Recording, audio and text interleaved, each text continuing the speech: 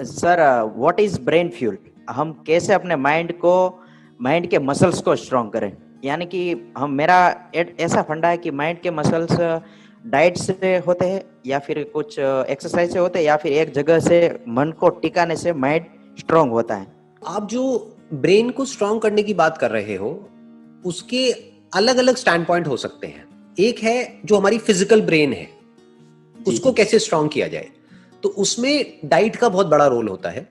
जैसे कुछ तरह के फूड्स हैं, कुछ तरह की चीजें हैं जो अगर आप खाते हो तो वो आपकी ब्रेन के लिए अच्छे होते हैं। वो आप गूगल पे जाकर के स्टडी कर सकते हैं, कर सकता हूँ। तो वो अपनी डाइट में आप थोड़े से चेंजेस कर सकते हैं।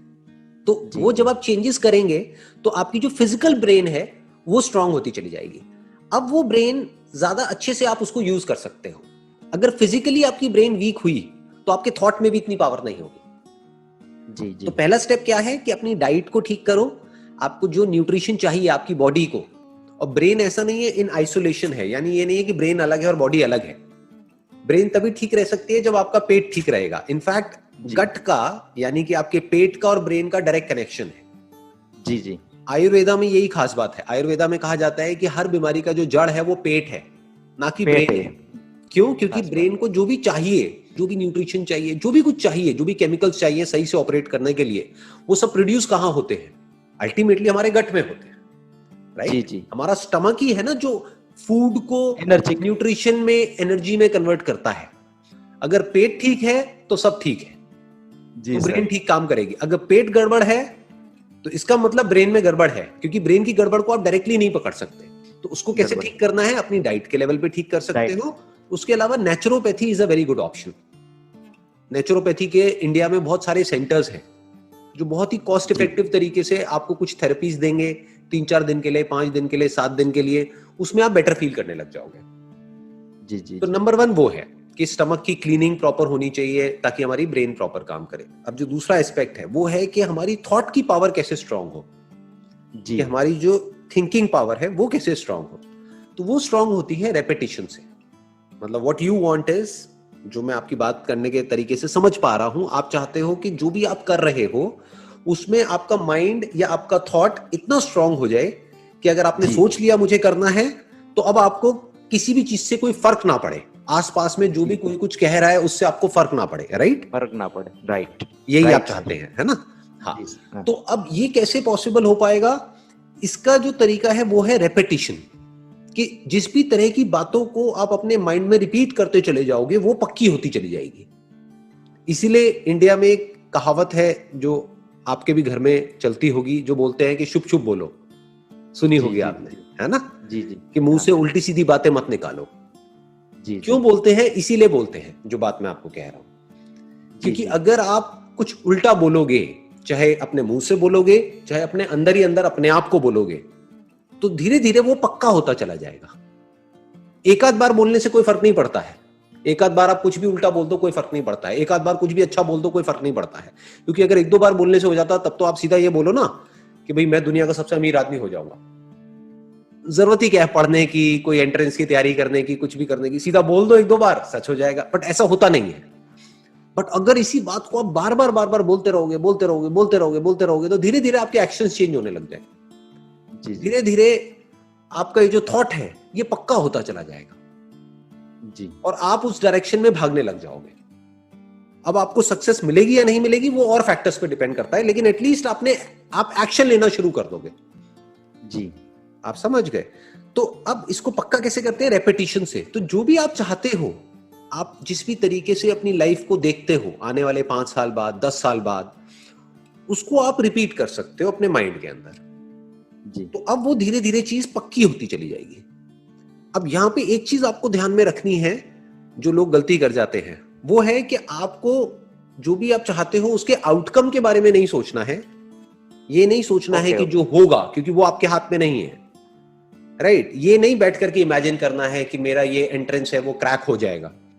क्योंकि अगर आप इमेजिन करते गए तो उसमें प्रॉब्लम क्या है कि अगर 1% नहीं हुआ आपका तो आप अंदर से पूरी तरह से टूट जाओगे, राइट? जी, टूट जाए। तो अब अगर सोचना है तो क्या सोचना है? बैठ करके अपने किस थॉट को पक्का करना है कि मेरी तैयारी पूरी है, अब होगा नहीं होगा वो मेरे हाथ में नहीं है, तो अपने आप को क्या बोलना है बार बार कि मेरी तैयारी कमाल की चल रही है, मेरी प्रिपरेशन अच्छी हो रही है, इसको तैयारी को करने के लिए जितनी भी बुक्स पढ़नी चाहिए वो सब मैंने पढ़ ली है, जो भी सिलेबस कंप्लीट करना है वो सब मैंने कर लिया है, मेरी तरफ से कोई कसर नहीं है।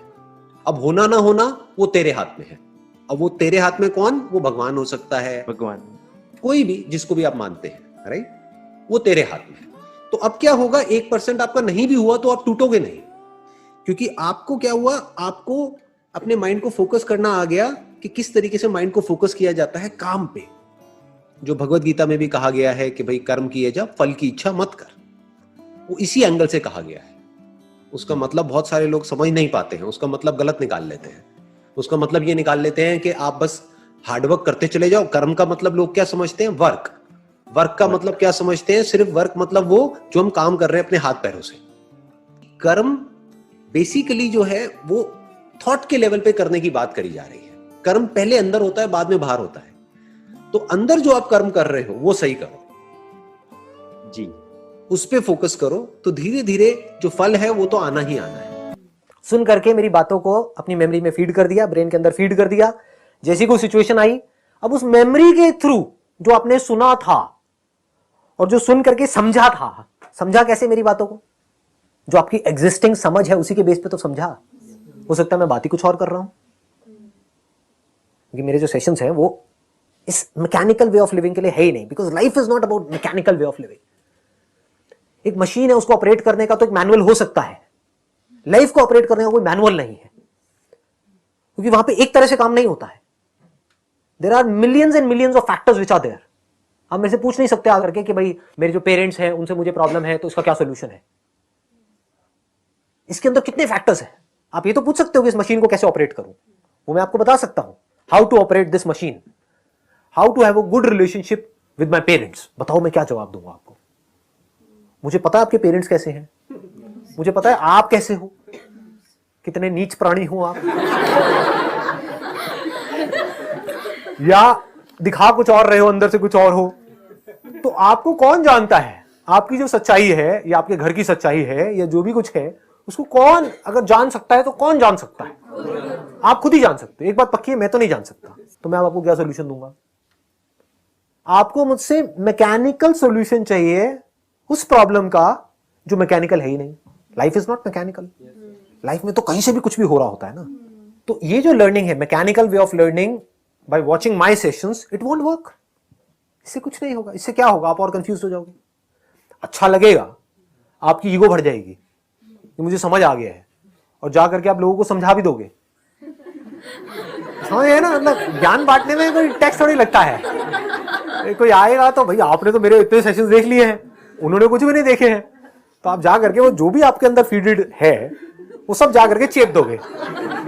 अरे कुछ नहीं, जो होता है अच्छे के लिए होता है। समझ आ गई जी सारी बातें, समझ गए। यही होता है। कभी देखना, मतलब मेरे को तो सबसे ज्यादा जो मजा आता है ना, मतलब एक्चुअल में, जो शमशान घाट में आप में से कोई गया है कभी? तो वहां पर जाकर देखो सारे ज्ञानी भरे पड़े होते हैं। बेटे जो आता है वो जाएगा। उनसे पूछो अंकल जी आप जाने के लिए तैयार हो? बोल रहे हैं क्योंकि पढ़ लिया है, सुन लिया है। ठीक है जी। अब मैं आपको रियल लर्निंग बता रहा हूं। वो क्या है? मैं मेमोरी से नहीं बोल रहा। तो जो मैं बोल रहा हूं उसको आप अपनी मेमोरी में फीड क्यों कर रहे हो? स्टेप बाय स्टेप मैं बोलता चला जा रहा हूं, उसको आप देखते चले जा रहे हो, समझते चले जा रहे हो। ये समझते चले जा रहे हो कि किसी भी प्रॉब्लम को समझते कैसे हैं, उसका सोल्यूशन कैसे निकालते हैं। एक तरह से क्या हो रहा है, आपकी ब्रेन की एक्सरसाइज हो रही है। इस एक्सरसाइज का होना ही लर्निंग है। जैसे फिजिकल एक्सरसाइज करोगे तो बॉडी बन जाएगी, उसके लिए कुछ और नहीं करना पड़ेगा। That in itself is a complete action. ऐसे ही अगर आप अपनी ब्रेन की एक्सरसाइज करोगे मेरे साथ में, ब्रेन की सही तरह की exercise, not through memory but by seeing things as it is.